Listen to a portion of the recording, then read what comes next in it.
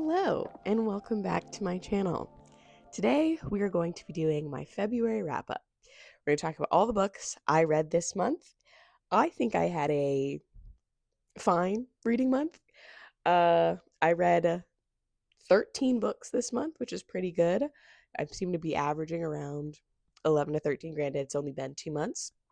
But we're staying on track. We're staying around the same amount each month, which I think is good. First, let's start off by going through some stats we had from the month. So, like I said, I read 13 books, which is about 6,403 pages. The average time to finish a book was 4 days, which I think is pretty standard for me. The average moods of the books I was reading were emotional, adventurous, mysterious, and funny, and then dark was also up there. So I guess I really flip flop between funny and dark, I guess. And then the other two not as high up were tense and lighthearted, which this those moods are so all over the place. I have funny, dark, tense, lighthearted. All right, the average pace that I seem to be enjoying this month were medium paced books, and then I think I read like one fast paced book and one slow paced book. But on average, I read medium paced books across the month. Wow, I'm actually pretty proud of this. The biggest percentage of page numbers I read was 500 plus pages. So I was reading some pretty thick books this month apparently, because the next smallest was 300 to 499, and then less than 300 was about 15%. And 100% of my reading this month was fiction. Not surprising. I don't read a lot of nonfiction. One of my goals this year was to read at least 5 nonfiction, which I think I can easily do. And I think maybe next year I might try and make it a goal to read at least one nonfiction a month, because I do really want to read more of it. And I do really enjoy nonfiction. I just don't read a lot of it, apparently. And unsurprising, my most read genres of the month were first romance and then fantasy. Or who's shocked? No one, not me. I knew those were going to be the top two. It's pretty much the bulk of my reading. And in regards to format, we had an even split between digital and audio, which is good. That means I'm reusing my Kindle more, because I wasn't using my Kindle for a lot there. I was really into the physical book, but I've been using my Kindle more and I'm proud of that. And then print was about 23%. And my average rating for the month was 3.69, which is fine. I think that could be better. I'm going to start reading some books I enjoy more. But across the board, I had 1 2-star, 4 3-stars, 1 3.5-star, 4 4-stars, 1 4.5-star, and 2 5-stars. So those were all my stats for the month. Let's get into the actual books. The first book I read of the month was Blood of Hercules by Jasmine Moss. This book I gave 2 stars, and I honestly should not have been surprised I didn't enjoy this book. I read another book by Jasmine Moss a couple years ago, Psycho Shifters, and I think I also gave that 2 stars. And the same complaints I have about that book, I have about this book. So this book, I think, is a retelling of Hercules. I've never read The Myth of Hercules. I don't even think I've ever seen that, even the Disney movie of Hercules. So how faithful it is to that retelling and how faithful it is to what goes on, I'm pretty sure not much, because I almost positive Hercules is not a why choose romance. But it follows, who does it follow? Okay, I don't know what the main character's name is, and the synopsis on Storygraph isn't telling me, but our main character, she pretty much grows up poor, and in this world there are these demons, and obviously there's gods, I think. I don't really remember much of it. Clearly I didn't like it, so I don't remember much of it. But they figure out that she is like one of these gods as well, based on like her blood test. And now she's been entered into this competition where, like, by the end of it, it may kill her, it may not, the standard fantasy plot. And her like mentors, or her people who are helping her through this fucking competition, are Patro and Achilles. And they're a couple, but obviously, she kind of has the hots for them. Why? I don't know, because they're assholes to her the whole book. And then there's also 2 other ones whose name it's Charon, who guards the river Styx. I'm pretty sure that's who he is in Greek lore. And then some other one. There's a 4th one. I don't remember his name. Maybe I'll put it on the screen if I can remember. Those are all the love interests. They're all assholes to her the entire book. They're terrible to her. That's how it was in Psycho Shifters as well. And yet, for some reason, she has the hots for them. The world may never know why being treated like absolute dog shit somehow makes you hot and bothered. But this book was not good. Didn't enjoy it. However, and based on my Goodreads review, I still will be reading the second book, because I don't know what it is about Miss Jasmine Moss.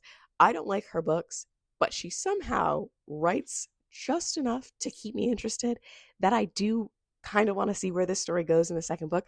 I don't think I'm going to like it at all, but I still want to read the second book. So I'm going to give it a shot. I'm going to listen to the audio, which is what I did for this one. I didn't buy it, thank God, because I knew I was going to like it. I didn't read it physically because it's like 400 something pages, where at least Psycho Shifters was like 2 something, so it was a quick read. This is like 400 something pages, so it's much longer. And I'm assuming the second one's probably going to be longer. So I will pick up the audio for the second book.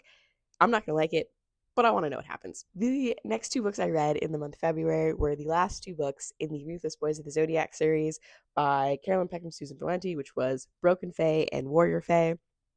These books are huge, so I'm probably not going to be able to hold them up the entire time. But I did really enjoy the series. I read the first 3 books last month, so I pretty much kind of binge read the whole series.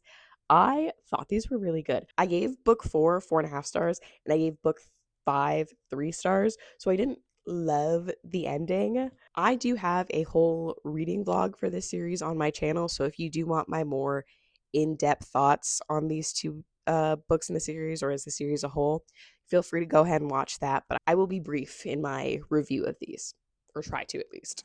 Because I did binge read these and I read them all kind of back to back, my memory of like what happened in each book is a bit fuzzy.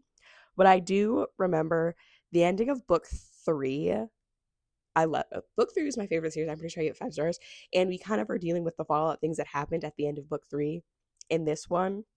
And it's a lot of them kind of being somewhat brokenhearted because things that happened, it makes it seem like she can't really be with any of them.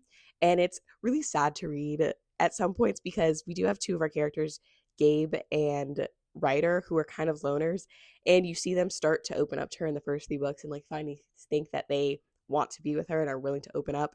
And then it's like something happened at the end of the 3rd book where like they can't be with her and they're just like sad and alone again. It was kind of heartbreaking. And now the 5th book, I did not love this as much as the other 4 books in this series because I think the lowest I gave the first 4 was maybe just a 4. This got a 3, and that was because the actual plot of this series is pretty slow. It is really dragged out across these 5 books. And within the first book, I didn't mind it as much because the romance was taking such a front row seat in that series. And there was so much going on within the romance. There was so much drama happening that like I was really locked in on that. So I didn't mind that the plot was kind of lacking. But by the time we get to this 5th book, the romance is pretty much established. Like they're all kind of a unit and they know that, it's them against the world. They're going to be together. So we kind of have to focus on the plot. And the plot was lacking. The plot wasn't that great. So it did kind of struggle for me a bit. I started to feel the page length a bit in this one. And this is the longest of the series. I'm pretty sure on Kindle, this is like 1,000 pages. So it's quite long. And I don't feel like it earned that page length. The next book I read this month was A Court This Cruel and Lovely by Stasia Stark. I gave this 4 stars. I really enjoyed this. Listen to the audiobook for this. It was pretty fast paced. It was fun. This book follows our main character, Priska, and the love interest's name is Lorian. And I think the basic premise of this is in this world, everyone is born with magic, but they take away pretty much all your magic when you're born for the like greater good of the world. They're using that magic to, I think, hold off the Fae, and that's how they're able to stay free from the Fae. And at when you're, I don't know, like 21 or something like that, you go through a testing, and if it's shown that you still have magic within you, you're immediately executed because you're like a traitor to the world, and clearly you've been hiding these magical abilities. And Priska knows that she still has magical abilities, and at the beginning of this book she runs away so that she's not obviously executed, and they will also execute your entire family as well. And she's trying to run away from these people, and she runs into Lorian and his like band of thieves or hoodlums or whatever the hell they are. And originally, this man just leaves her to die. But she eventually catches up with them and they kind of team up to do nefarious things. Whatever. I'll try to keep it vague. But I did surprisingly really enjoy this. I thought the plot was really good. And in fact, I am not super sold on the romance. I just don't really care that much about them. I just don't feel like I feel that connection between the 2 of them. And who knows, maybe it's because I listened to it on audio that I wasn't as like immersed within the world and immersed within their romance, but I wasn't too sold on it within this book. But plot wise, I thought it was really good. I thought it was really interesting, everything that happened. And then we did have a reveal at the end, which honestly, if you read this book, if you've read any fantasy novel, you're going to see the twist coming. Like, we all know what's happening. But I'm excited to see where it goes. I do already have the second book right here. So hopefully I'll get to this soon and I will be good about hopefully finishing up some series. I've clearly started a lot of series, but finishing it has not been my strong suit. The next book I read this month, I'm going to be brief about, and it's Crescent City, or House of Earth and Blood by Sarah J. Maas. I started this book, I think, last year. I got like 300 pages in, and I finally decided, you know what, I need to finish this. I committed. I got the audiobook, and I just sat, and I listened, and I finished it. I gave this book 4 stars, and now that I'm sitting on it, I feel like it's definitely more of a 3-star, simply because all the positive things I can say about this book also have negative things tied to them.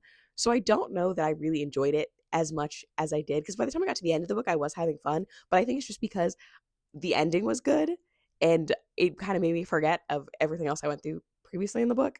And my main gripes to this book is that I feel like the first 100 pages were good and the last 100 pages were good. The 600 in the middle, boring, so drawn out. It did not need to be 800 pages. And that's my main gripe with it. It's just that the first, like, we just kept listening and listening. And I was like, are we going to get to something soon? Like, this is, it's boring. We're doing too much.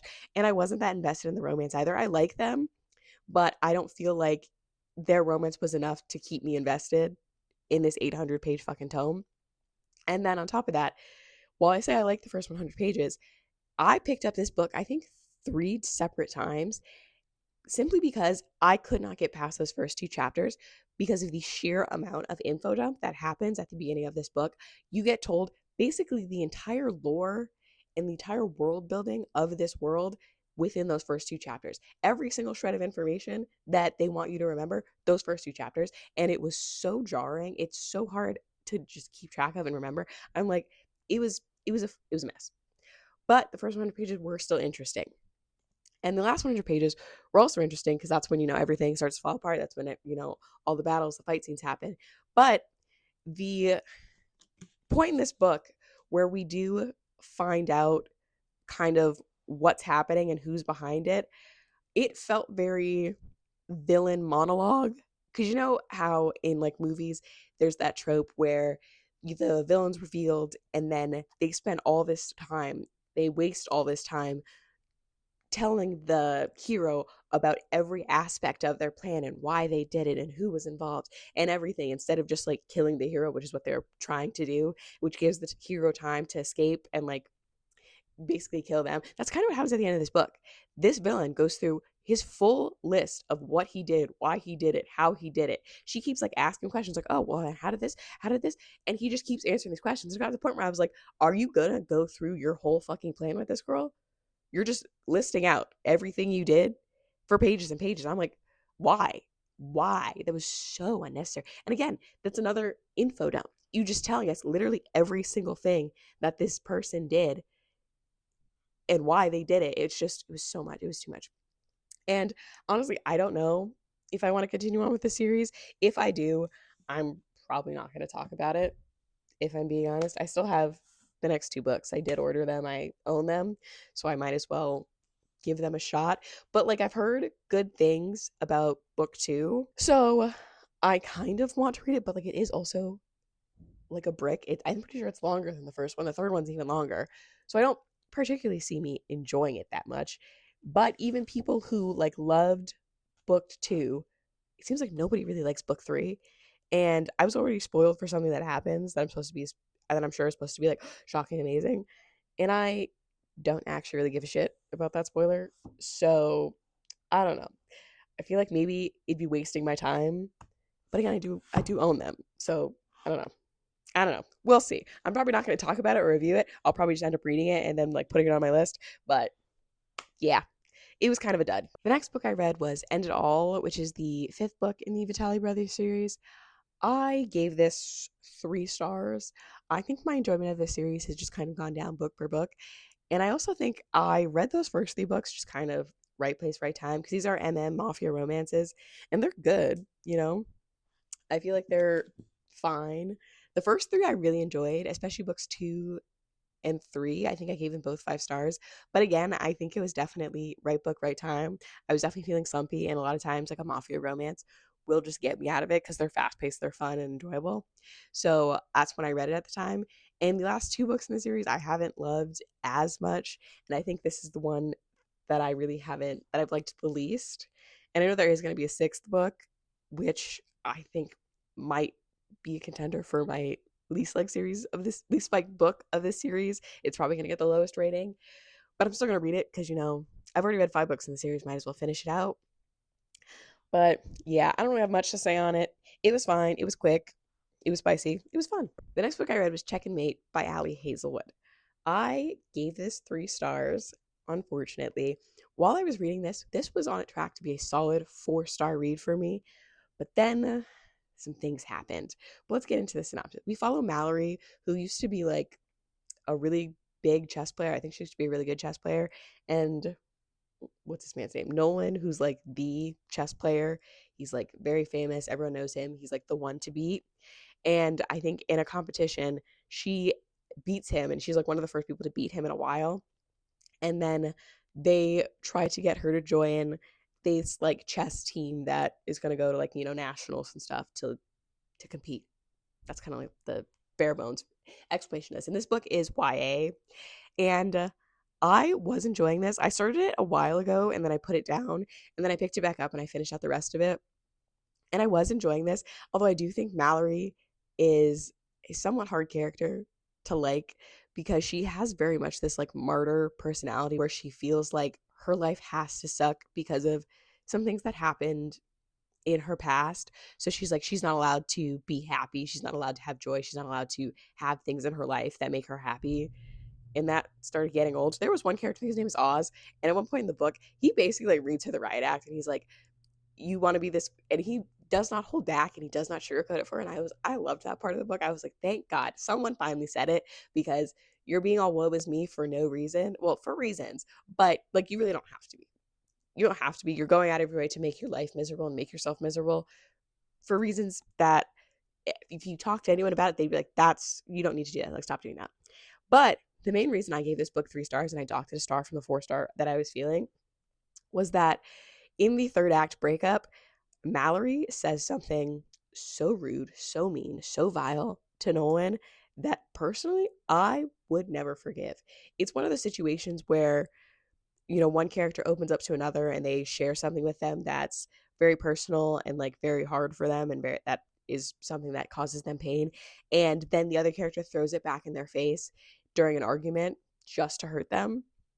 Yeah, that happened. And I don't feel like she really apologized enough. She said sorry once and she was immediately forgiven. And that annoyed me as well. Because if you're going to have someone say something so fucking mean to someone else, you kind of have to make them work for forgiveness. And then being forgiven immediately just doesn't work for me. Sorry. So, yeah, I give it 3 stars. But overall, I think I still like this, because I do love Allie Hazelwood's male characters, how they're just like so kind of obsessed, and like they're so open about the fact that like, yeah, I want you, I want to be with you, and they're not like sugarcoating that. I do love that, because the first 2 Allie Hazelwood books I read, which were The Love Hypothesis and Love on the Brain, I think I gave the first one 3 stars and the second one 4 stars. I felt very fine about those, but then I gave Bride 5 stars, and I think I'm starting to come around more to Allie Hazelwood. Before I felt kind of middle of the road about her, but with Bride, and then with reading this, and then I also read that one that came out, I think it was exclusively on Audible. I can't remember. I think it's Two Can Play. I also really enjoyed that one. So I think I'm starting to be an Allie Hazelwood girly. We'll see. Right, the next book I read in February was Doctor Sleep by Stephen King. This is my second Stephen King novel that I've ever read. The first one obviously being The Shining, because if you don't know, Doctor Sleep is the sequel to The Shining. And I gave this 4 stars. I really enjoyed this. I know among Stephen King fans, I don't think this is a favorite. A lot of people think this book was kind of unnecessary, because I will say The Shining itself, it definitely doesn't need a sequel. I, however, did enjoy the sequel. I thought it was good. I thought it was fun. We follow Danny Torrance, who is now an adult and is somewhat following in his father's footsteps with alcoholism, and he is anger, which he can't control when he is under the influence of alcohol. And then there is another child who is very strong in The Shining, even stronger than Danny was. And he has to kind of help her because a group called the True Knot are now kind of on her tail and are trying to come after her, I think, to like steal her shining. But I thought this was really good. I thought it was really fun. I honestly really enjoyed it. Like I said, it's only the second Stephen King novel I've ever read, so maybe if I read more King, it might be lower on the list in enjoyment, and I may think, yeah, it doesn't stand up to his other works. But I thought this was fun. I had a great time reading it. And honestly, I liked coming back to, Danny and seeing where he's at and how he has grown and how, the things in his past affect him now. Even Stephen King in his, I think it was the author's note at the end, which I read part of, he mentioned that he kind of wrote this to see like what if Jack Torrance from The Shining had tried to conquer his alcoholism and tried to better himself, like where he would have been if things past The Shining had turned out differently. And I guess this was his kind of homage to that and his way of writing that in Danny. The next book I read was Axes and O's by Kayla Gross. This is a MMF romance, and this follows a married couple who find a guy who like crashed his car, I think right by their cabin, and then they kind of save him, bring him inside, and then they're all snowed in for like this weekend or these past couple days, and spicy, steamy things happen. This one was a surprise to me. I gave this 4 stars as well. And I think this was a surprise to me because I'm pretty sure I got this recommendation either off TikTok or Instagram. And usually a lot of the romance books that I get recommendations for off of TikTok, I tend to not like. I just feel like they're never as great as the like 30-second TikTok makes it out to seem, but this was actually really fun and I had a good time with it. It's very kinky, so know that going into it, and it's definitely very spicy, but I had a good time. It was really good and I enjoyed the ending. I haven't read anything else by Kayla Gross, but I know there is a sequel to this that's coming out, I believe, sometime this year, and I think I'll try and pick that up as well. The next book was a reread, which is The Heart of Psychos, which is the 6th book in the Abs Valley series. I've talked about this series before on my channel. This is a reread because, again, I just kind of wanted something fast, fun, easy, and I remember enjoying this. And luckily, I reread the 4th book in this series, I think late last year, and I did not enjoy it as much the second time around. I think I dropped my rating down to a 3-star. However, this one I enjoyed just as much the second time around. Thank God. Because I was worried that, like, this series was just like right place, right time, and I didn't actually enjoy it as much as I did. But I did enjoy this just as much the second time around. This is another why choose. Actually, no, it's not a why choose. It's polyamorous romance because it is 5 guys and 1 girl, but like the guys are also with each other. I think one of them maybe isn't. Pretty much they're all kind of with each other. And this is another sort of mafia romance, fast paced, illegal things are happening, and it's chef kiss. It was so much fun. I do recommend this series. I know the first book in the series is intimidating because it is like 600 pages. It's the longest out of all the series, but I will say those 600 fly by in that book. Still very good. And each it's 7 books, but they're one's novella. 6 books in a series, but it's 3 sets of duets. So the first duet, second duet, and this third duet follow a different set of people. And you don't really have to read the like first set of duets to read this third one. You are going to find out things, I think, from the first books, and there'll definitely be spoilers. Actually, I take that back. You definitely do kind of have to read those first 2 because things are revealed that I think you're just expected to know within this third one. Not big things, like I don't think you'll be completely lost, but there's things that are mentioned that you might be like, what does that mean? And it is explained in the earlier books. But that being said, I do highly recommend this entire series. I thought it was very good. The second duet didn't hit as much for me, but overall, I think they're very good. The next 2 books they're not within a series. I think they're both technically standalones, but one does follow the events of the other. And the first one is When She Needs Them Most, and the other one is Whatever It Takes. I read When She Needs Them Most. I gave them 3 stars. They're both Omegaverse. So it follows an Omega named Chelsea who's recently moved because the father of her child recently died, and now his brother's like harassing her about something that he thinks she knows or has or whatever. So she's moved to try and get away from him, and she moved next to across the street from a pack with three alphas, Arden, Lincoln, and Case. And these three alphas, when they meet her, are like instantly smitten with her. They want, everything to do with her. They want her to be their Omega, the standard. And I enjoyed this, but I didn't enjoy it as much because the plot line with the brother trying to like hunt her down because she thinks she may have something that he wants, that kept getting brought up and seemed like such a big thing, but it was all kind of wrapped up off page, and like we didn't really get much information on that. Like it seemed like it was such a big deal, and then it was just kind of like, oh, yep, it's resolved. We're done. However, I will say that plot line is definitely more of a focus in the next book, so I can see why it happened that way. But I just feel like we kept talking about it, and then nothing really happened with it, and then it made it kind of boring. So yeah, it was fine. I still give it 3 stars. I still enjoyed it. I still thought it was good. I like that there's always the character. I think his name's Case. He's like obsessed with her, like some basically a stalker, and it was kind of fun reading from his POV. He was funny.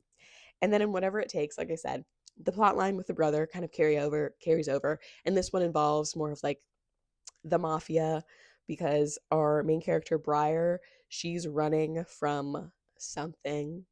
I'll not give anything away, but it is mafia related. And she originally at the beginning of the book runs to this security firm, which is run by the one alpha, and then the other two like work there. And they, I guess, get her confused and think she's going there for a job. So she ends up just like applying for this job and staying there and like not telling them anything that happens. But eventually, her life catches up to her. So they have to protect her. And again, in this one, we have an alpha who's basically like a sociopath. He's a kind of a psycho, but like he's obsessed with her. So it's kind of cute. It's kind of fun. I thought it was really good. I gave this 3.5 stars because same vein as the other one. There was more to the plot of with the mafia, and that was definitely more resolved on page. But oh no, reason I gave it 3.5. It was a 4 star because I was really enjoying it. However, around the 80% mark, out of somewhat nowhere, there's a little bit of daddy kink thrown in, and I personally am a daddy kink hater. I don't like it. I don't like it at all. And I tried seeing if maybe I like missed the like, because sometimes you have content warnings of like what's in it, and if I saw that daddy kink was part of it, I would not have read the book. I will say it's quite brief. It's one scene, and it's really only said like a couple times, so you can kind of just skim past it, which is what I did. But I still knocked it down because it was mentioned like once briefly, added like with nothing earlier in the book, and I thought it was just like a brush off thing, so that's why I kept going. I was like, okay, it's fine, whatever.